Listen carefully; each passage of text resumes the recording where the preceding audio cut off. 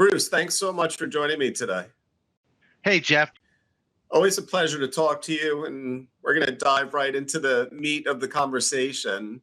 When you look at the ESG data seen over the past 12 months or so, and the pressure that has been placed on it by various different constituencies, what do you see changing around ESG data and climate and impact data specifically? The atmosphere around ESG and climate data and investing overall has really ramped up very considerably this past year.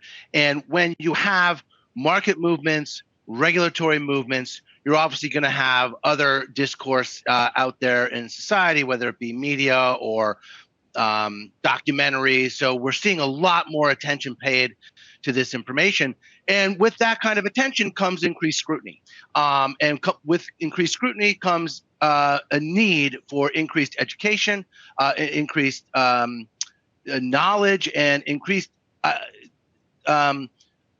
definitions, creating definitions of what different terms and data sets mean, and particularly around environmental, social, governance, impact, climate. There seems to be a lot of interpretations of what this data means. And I think we've spent the past year just educating and making sure everybody understands what the fundamental foundational information is, how it's defined, how it's measured, and then now, therefore, how it's managed and reported. We always talk about the whole values versus value question and how data at its really core is about value, and then you can add value screens around it. But for those advisors and independent consultants that are listening today, can you just give a brief description of how you look at data and what you think about data from an investor or advisor standpoint? Yes, and as we've all known, and we've spent a lot of time kind of dissecting the evolution of ESG and climate data from our ancestors of SRI, which started really as a kind of ethics-based screening mechanism, really morphed into a framework or a lens through which you look to evaluate the environmental, social, and governance performance of companies. And that then gave way to the need for a way of evaluating the, quote, impact of a company. And I think those two worlds, the evaluation of a company's ESG performance versus what is the long-term impact of a company, has caused some confusion in the market. And they are categorically different questions, and they're categorically different data sets. So when we evaluate a company's environmental, social, and governance performance, we're really looking at a variety of metrics of how that company is operating within the context of its business. When we evaluate the performance of a fund that is using ESG information, we are evaluating how the ESG information is rolled up at a fund level to give an overall view of a fund, right? Now, that is separate and distinct from, how many jobs did a certain company create? Now, that's a performance question, but when you look at it from an impact perspective, you now have rather than some kind of performance versus a benchmark or performance versus some threshold, now you have some kind of, I wanted to make sure there's a certain style of jobs or place of jobs. And these kinds of impact data is more nuanced than the performance, because it does depend on what type of impact you are looking for. And that, I think, has caused a little bit of confusion in the market this past year. So would it be fair to say that ESG is almost an outward-looking in data set? So you're looking at how the business environment and the world itself can impact a company that you're investing in. And impact is more of an inward-looking out data set, where you're looking at actually then what impact is the company having on the environment and the community and the society that it's operating in. Yeah, I like the way you put that, Jeff. Although I would add to that, which is when we're looking at ESG, we're still looking from an inward perspective. In other words, how is the company operating, and what is the context the company is operating? The unit of analysis is the company. On impact investing, it seems like the unit of analysis is society or the environment or the economy, and we're looking for impacts that a company has on that unit, which is different than how is the company performing.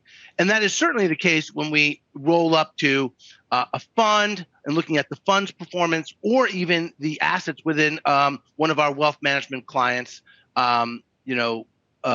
portfolio, when we want to look at, well, what is the performance of the portfolio versus, what's the performance of, the economy. So let's say we have, a family of fishermen in Gloucester, that we're managing wealth for. They have a big canning business, right? We're not evaluating necessarily the fisheries in Gloucester when we evaluate the canning company, or when we're looking at that family's wealth book. We're looking at how well the funds and companies in that book are performing. And I think that's an important distinction about lenses. So let's talk about then resiliency of a company, because when we're looking at ESG, what we're trying to garner from that is the long-term sustainability of companies that we're investing in. How do you tie ESG data into long-term resiliency of a company?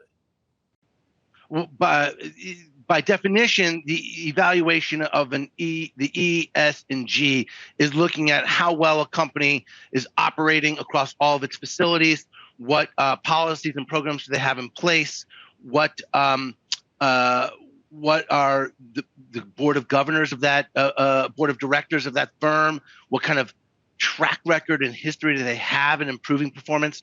So ESG is, by its nature, a long-term resiliency question. When people often ask, well, how did ESG do versus the benchmark this past quarter? It reminds me that they perhaps want to have a conversation around what ESG data, what question ESG data is answering, because it's not saying what something's going to do next quarter, right? It's much more about the long-term resiliency of the company in the business context that the company is operating. And those change all the time. So that's why our ESG and climate analysis is constantly staying on top of companies' practices, announcements, and economic factors to determine its performance. Do you see a divergence between ESG data and impact data? And can you help our audience understand how the two aren't answering the same question? Yeah, so the unit of analysis is different. When evaluating the ESG performance of a company or of a fund, we are looking at those performance metrics in our methodology that evaluates the company's performance of a certain issue, whether it be toxic release inventories, labor management practices, et cetera. When evaluating the impact of a company, the unit of analysis really is separate from the company. It's some outcome that an impact investor may be seeking, and that might be jobs or environment, but the unit of analysis is the environment or the local economy or national economy, and to see what kind of contribution the company had to that outcome. And so those are two different sets of information, which are available. It's just they have different use cases, right, and different metrics and measurements that we use to answer those questions. So, and you mentioned earlier the time frame. Oftentimes, if people ask, what has this done? Look, I'm a fiduciary. Also, we're always looking at quarterly performance, if not daily. But if you're asking the question, like, does this stuff matter this quarter? We may need to have a longer conversation of what is the question that an ESG or impact analysis is asking. So let's talk about the wealth management industry. Now, yes. The asset management industry itself, I think, over the past year or two has responded very well around product proliferation. So we're certainly seeing no shortage of ESG product coming to market. But the wealth management industry itself has still been slow to adopt ESG as a practice across the board. What role do you see regulation playing in the wealth management industry now? Well, regulation has really catapulted the ESG and climate playbook way ahead of the industry. In the flag that was planted in the sand by the SEC about a month ago, proposing that all companies that are publicly traded will have to report in a transparent manner their carbon emissions and impact on climate change. And that has really changed the game for many companies, and then all the asset managers have tried to get a handle on what's going to happen here. And the wealth management industry is going to be a recipient of that. Now, when you see those kinds of headlines in the media as a wealth advisor, you know your phone's going to be ringing off the hook. How is this going to affect my strategy, my asset allocation, my portfolio, my intergenerational wealth plans, right? Am I well positioned for these types of regulatory changes? And we've seen the Department of Labor over the past few years, gyrate a little bit back and forth around fiduciary duty, around ESG, but the SEC coming down and planting a flag saying this is a financially material metric. We want this reported by every listed company. That, I think, is going to bring with it the other ESG issues, as well as you and I have been discussing for many years on the materiality of E, S, and G performance. This is now becoming, the law that you will have to report on. So if you're an advisor and you're finally starting to get calls from clients about ESG, or the heirs of a deceased client is all of a sudden saying, well, can you do ESG for me? But how do you begin to have this discussion with an advisor about integrating ESG and impact into their wealth management practice? Where do you start with them?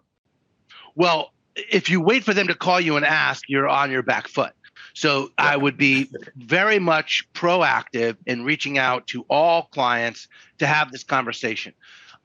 One, it is an area of increased scrutiny by regulators and by asset managers and by industry. I mean, Jeff, you and I can go to an industry conference on this topic almost every day of the week, even through COVID, and now back in person.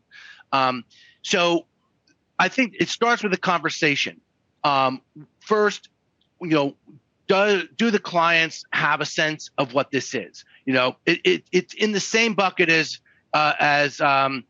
tax efficient investing, or how much do I put away from my IRA a year, or how much do I put into my 529 plans, or what am I doing for my estate planning?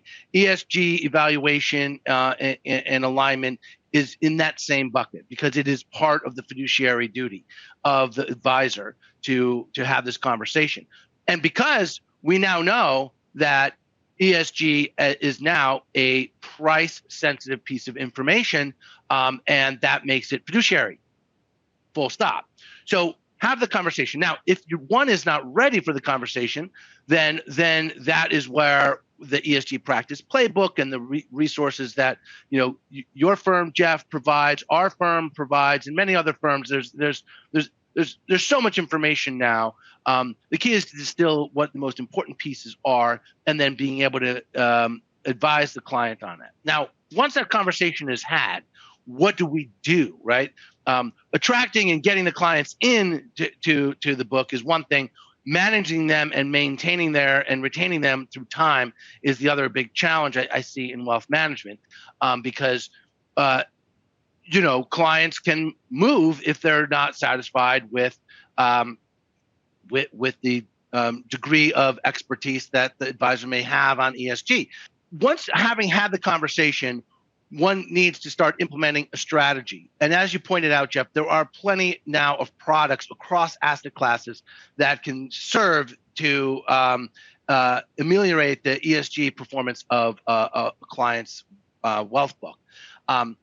And the tools that have come on board over the past 18 months to, check ESG ratings, check climate emissions, look at various statistics around, how many cars am I taking off the road? How many jobs am I creating?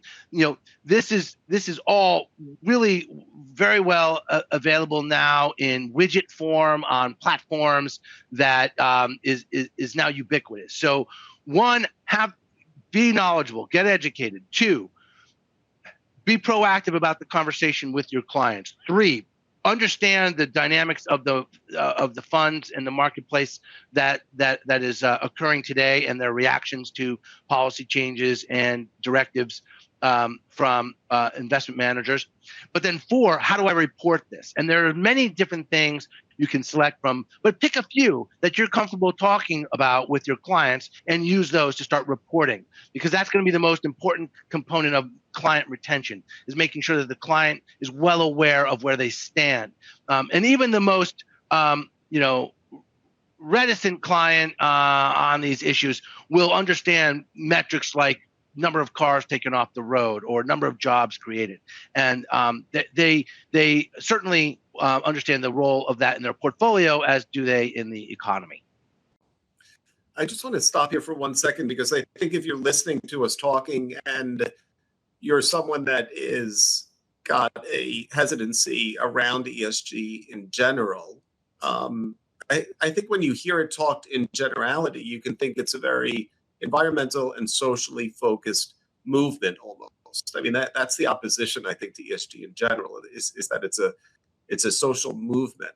But you said something earlier about the materiality of ESG data, the price sensitivity of ESG data.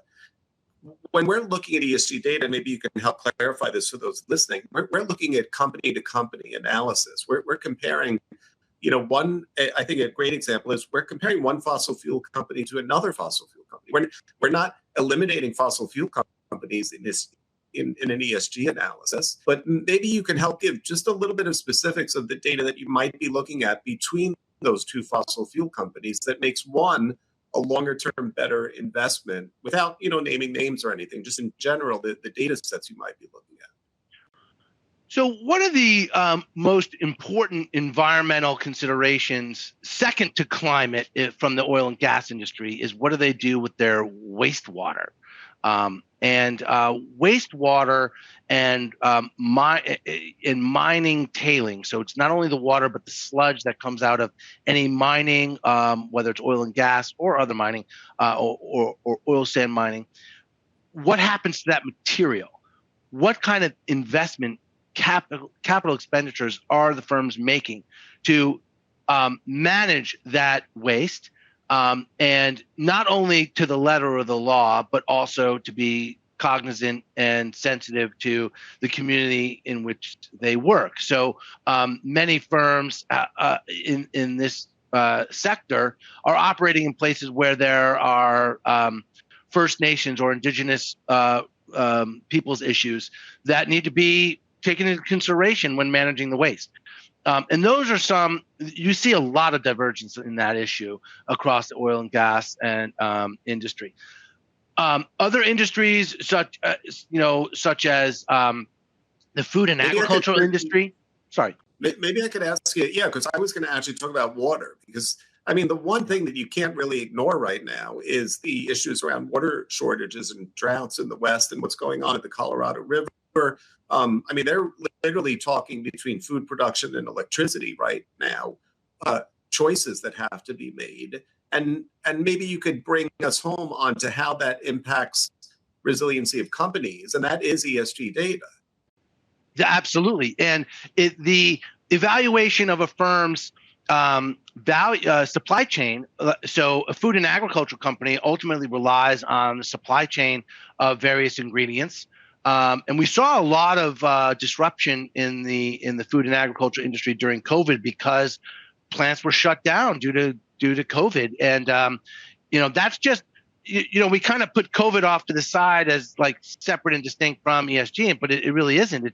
It really highlights the need for evaluation of how well a factory is managed, how well the supply chain is governed, to understand where the source of food comes, source of primary product and raw material is coming from, and then how it's manufactured. But to your point, Jeff, absolutely, you have to look into the value chain of where companies are sourcing raw material and what are the stressors on that raw material. And our analysts and most analysts take a long study of where the materials are coming from and what are the stressors there. And certainly in food and agriculture, water is a major stressor. And you're going to see, and we have already seen, major shifts in crop production and animal production in terms of geography, because the availability of water, the availability of the right temperature at the right time. So, live organisms don't necessarily have a linear life cycle, right? They may have, they may have a life cycle where too much water or not enough water are bad. There's a sweet spot. That sweet spot is moving. We have seen the migration of our grains move west and north, and so industries are having to change not only their where they're sourcing the materials, but actually the infrastructure in which they're going to be reliant on to source those raw materials. And that is predicated, it is a climate story, but it's also just a water availability story. And then there's also the labor issue. Like, you talk to most facilities in the Midwest and out West, they're not having enough trained labor to satisfy the growing demand for these new raw material geographies. So that evaluation, how well is a company positioned relative to those types of issues, relative to their peers, is really what ESG analysis is all about. It's at its core, it is fundamental information about a company that may or may not be exactly delineated in the firm's annual financial reports, but it certainly is baked into those financial statements. And that's the job of the analyst / detective, to tease that out and understand those dynamics. And that is certainly not something that's way off in the future. That is happening now. So what are some of the tools and analytics that a wealth manager can look at with MSCI to help them with their practices? So we have just an enormous amount of educational content on our website. There are many websites that do this, but we provide all kinds of data and interesting ways to slice and dice various types of data. What is ESG data? Is it impact data, which is different than ESG performance data? We also have a variety of widgets that we can provide, such as, what is the overall score of the fund or of a company? What's the distribution?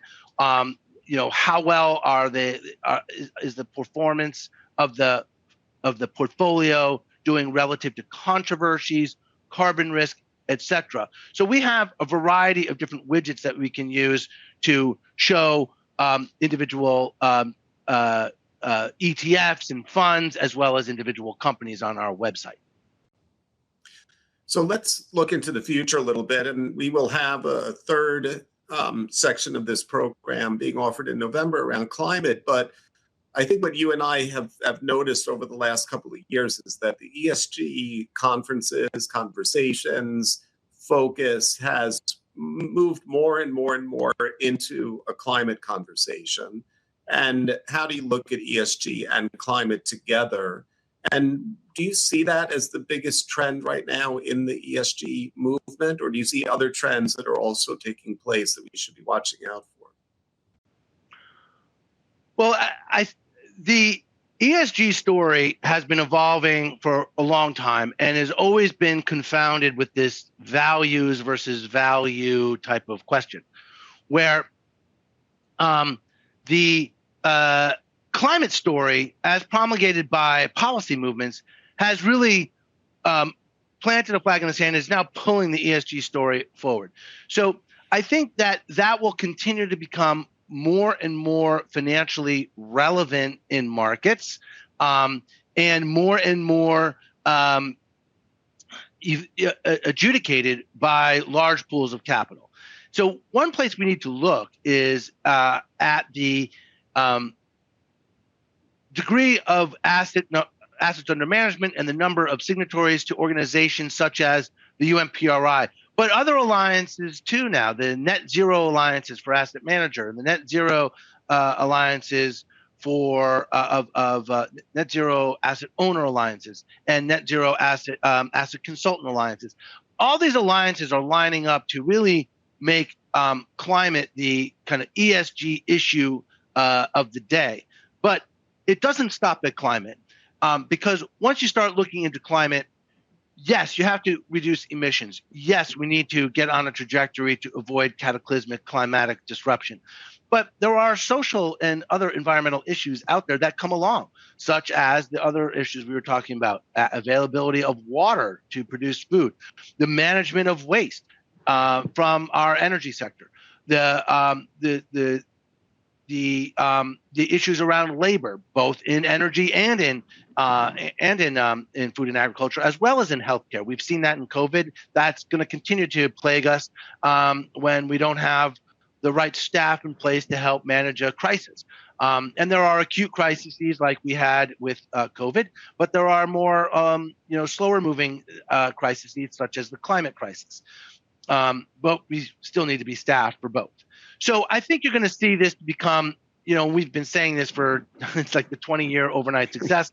You're going to continue to see this become the new normal. But I really think that flag in the sand by the SEC as a regulatory body saying this is a financial and material issue when we want everyone to disclose on it, that's going to bring a lot more ESG issues to the fore as well.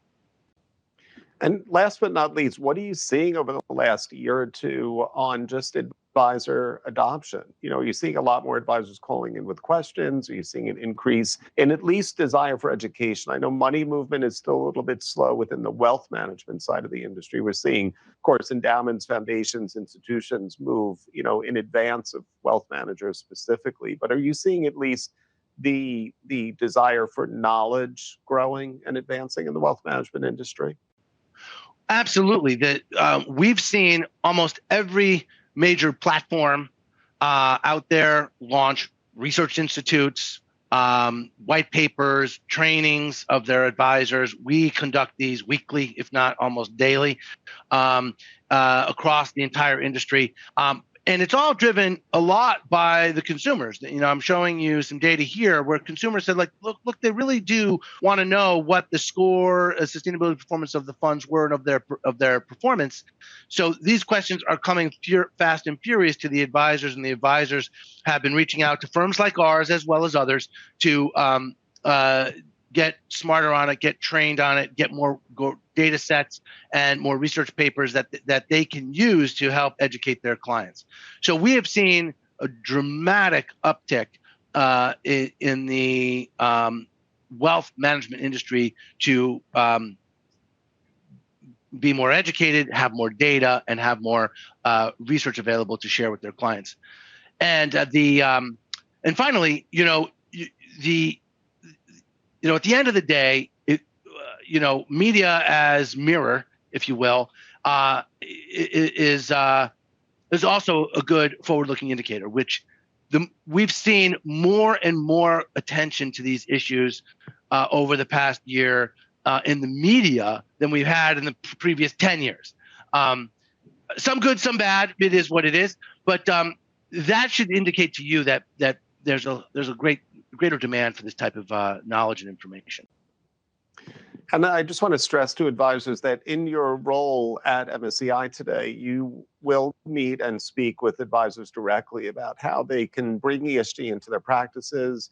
You are probably, to me, one of the best resources in the industry because you really come at it from a very academic and a very institutional mindset. And you don't get that a lot in this industry. You usually get one or the other. You're one of the few people that crosses both of those boundaries on a regular basis and is constantly on the academic side and also on the institutional side. And I think that's a huge win because you have a better capacity to express the issues sometimes than someone just coming at from a product standpoint. So if you're watching this program today and you're looking for resources, please consider Bruce one of the top resources in the industry. Bruce, thank you so much for joining me. As always, look forward to speaking to you again during the climate programming in November. hopefully we'll still have a climate to talk about at that point. Yes. Well, thanks for the kind words, Jeff, and thanks for including me and MSCI in the Practice Playbook. Always a pleasure to be with you.